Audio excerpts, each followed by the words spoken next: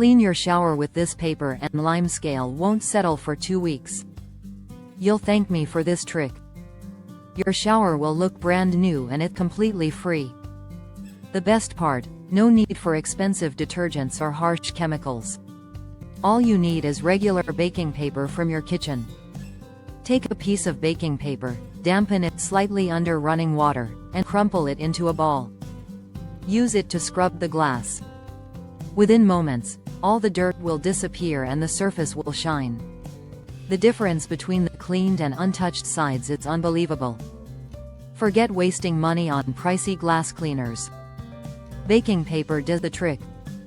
This simple method not only saves money, but is also environmentally friendly. Your bathroom will sparkle and you'll wonder why you didn't try it sooner. Give it a go and enjoy a shower cabin that looks as good as new.